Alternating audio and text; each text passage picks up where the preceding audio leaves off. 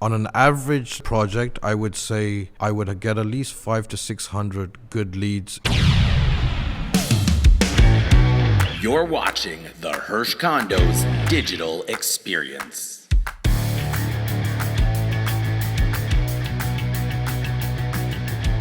Welcome to episode 18 of the Hersh Condos digital experience. I am your host, Mitch Parker, and I have someone very special sitting beside me.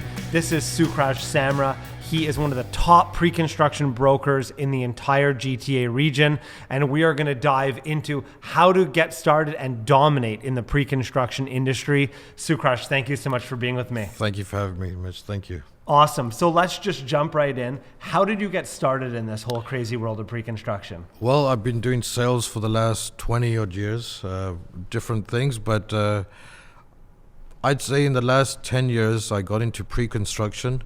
But before that, I was doing my own investing in pre-construction personally. But license I started about 10 years ago. Nice. Okay, so you actually got into this by buying a pre-construction condo yourself? That's right. Actually, the first pre-construction I bought was in Toronto. It was a 1+ den. I bought it for $250,000. Crazy price. But in today's market, I'd say it's like worth about 3 times as what originally priced. 3 times that. Yeah. That's incredible. Yeah. Yeah, we're not seeing $250,000 suites anymore. Oh no. Was real estate always something that you were like passionate about? Like, how did you even start investing in it? When I came to Canada from England, I lived in Brampton, and this is going back at least 30 years ago. There's empty pieces of land everywhere, and there were signs up from different builders, houses on for sale for $180,000, $200,000, $250,000, and you're talking about 3,000 square feet. And I saw there's a potential of growth in the whole of GTA. And that's when I thought that investing in property in Canada on the whole is a great thing, and slowly transition into real estate full time. And I totally agree with that. I mean, I started investing when I was 21. Right. And there's to me, there's like no better way to make money and to secure your financial future. Oh, for sure. I mean, you can put money away in RSPs, annuities. You'll get a little percentage back at the end of the year, and then end up paying taxes on that, and you end up with nothing pretty much. Yeah. Whereas property, you can keep it for life and have a positive cash flow coming out, even if you decide to rent it, or even if you decide to sell it, you still make money, and you have to give the taxman something, but you still end up with a good chunk of positive money. Let's fast forward. So you transition from an investor to you get your license, you're an agent, and you've sold a number of these pre-construction condos, right? How do you go about choosing a development for one of your clients? Well, the first thing I would actually really say to all the agents that are listening is you have to do your own homework. There's tons of projects coming out every week, every month, throughout the GTA or surrounding suburbs. You have to know your product. It's the biggest thing in every sales. You could be a car salesperson, or you can be a real estate agent. You have to know your product, and for real estate, you have to know the location. The location is a very big thing, Mitch. Like, if you don't know where this project's coming and what's surrounding and what's coming future and what's developed already, you can't really sell that project. So basically, become an expert on what you're selling. That's right. And then knowing about the actual product itself, meaning what incentives like Hersh gives, the whole incentive package, right from the deposit structure. You have to know what you're talking about to your clients is a very, very big thing. So that's mean that you have to do your own legwork, your own research. Sometimes you have to go to the site and find out stand there and look at it and see, is this a good project to work for the builder and for your client, for sure. And if I feel comfortable in it, I would sell it to my clients. How do you go from like getting started in it to reaching platinum status? Because it didn't take you that long to do.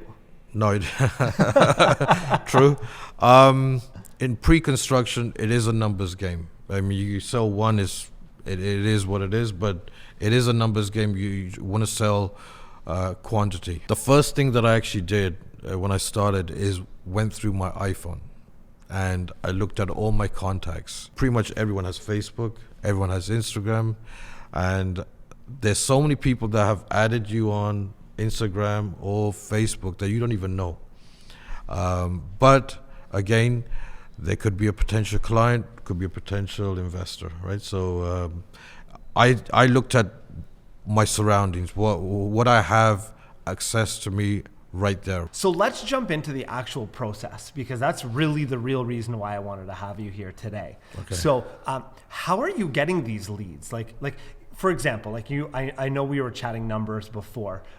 There was a development that you were promoting. Right. How many leads would you generally get for a development?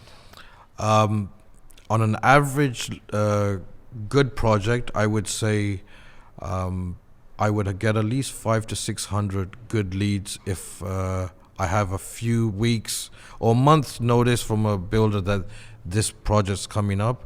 I would start campaigning on social media, doing mass emailing and generating leads from there. Plus I would do tons of calls from my own personal database. So this is something that has obviously been sort of perfected and over time. And I would even hesitate to use the word perfected because you're probably always trying to perfect the wheel, right? For sure. So is there something that we can say that maybe like a lesson that you've learned where somebody can take and avoid maybe like a few $100s worth of pain? Right now, as of to date, I'd say we have a lot of free tools that are available to us. Sometimes you have to pay for Google ads or Facebook sponsoring, but even without doing that, you can still generate leads. One thing I would like to say, just coming onto leads, is about you can get a lead through email or Instagram or Facebook, and it's how quick you can convert that. If you get a lead and say, you know what, I'll call them tomorrow or I'll call them next week, I can guarantee you that lead is a dead lead, right? I try to call my leads within 2 minutes. I could be sitting at for dinner with someone, or I could be in a meeting. I would go out of the meeting and call because someone has actually took the time out to look at my post, put their information in and pressed enter, and they're still sitting in front of the computer and they just got a call from me straight away. Those are the leads I have converted pretty much, I would say 70 to 80% of the time. Just in case you weren't really paying attention in the last 2 minutes, I want you to go back and rewind, because what you just said is like absolute gold. You know, it's once the lead comes in, you got to call them like right away. 100%. Right away. Have to. You mentioned 500 leads come in kind of thing. Obviously, you're not doing 500 deals because I wish too. But there's not that many units in many of the buildings. For sure. Right. That's so, right. Let's say a small percentage of them buy. Right. What happens with the other leads that don't buy? Those are still quality leads because they've already showed an interest in buying pre-construction. So they've already had that. They've took the time out in entering their information in and pressing the enter button and sending it to me. So they've already shown that they have potential interest. A client, you've talked to them, you built the rapport, they decided that this development is right for them, right, and they purchase. Right. In Ontario, in case you didn't know, we have what's called a 10-day cooling period, where by law, every purchaser has 10 days to essentially think about if that purchase is right for them. Right. And if they decide it's not, they are free to back out of the transaction.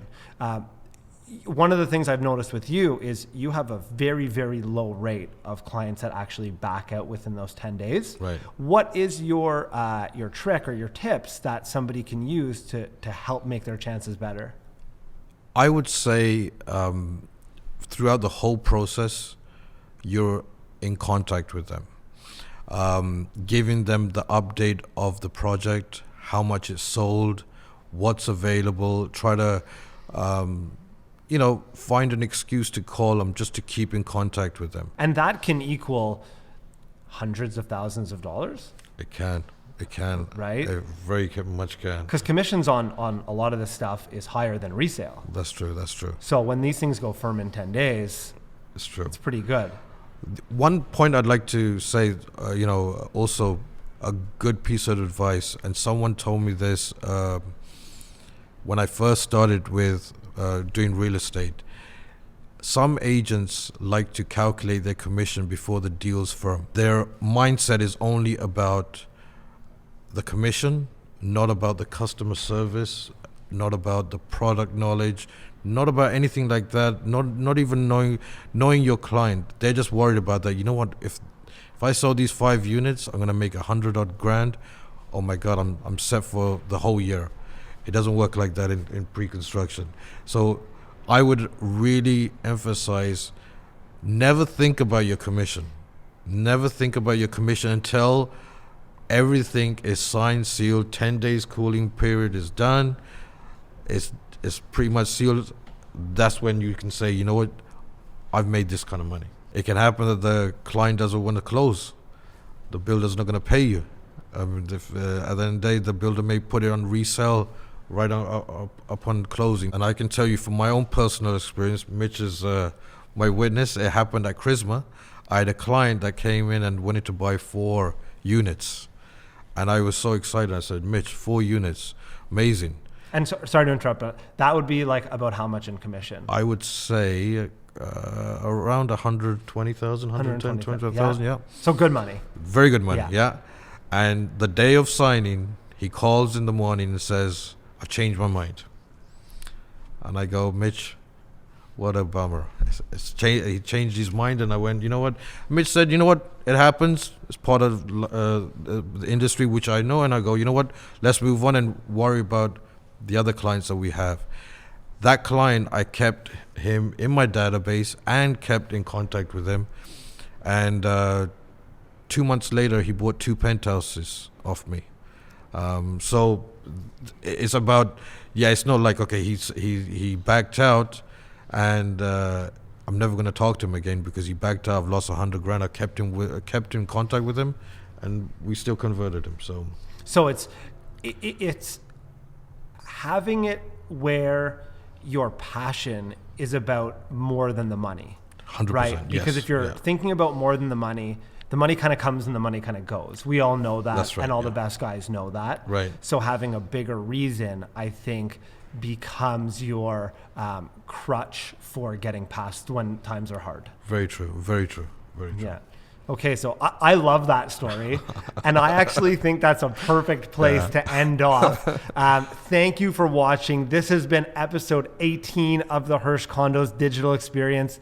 Sukraj, thank you so much for being here. I really appreciate it. Don't forget to share this, like it. You can find us on all your favorite social platforms. Until next time, have an amazing day.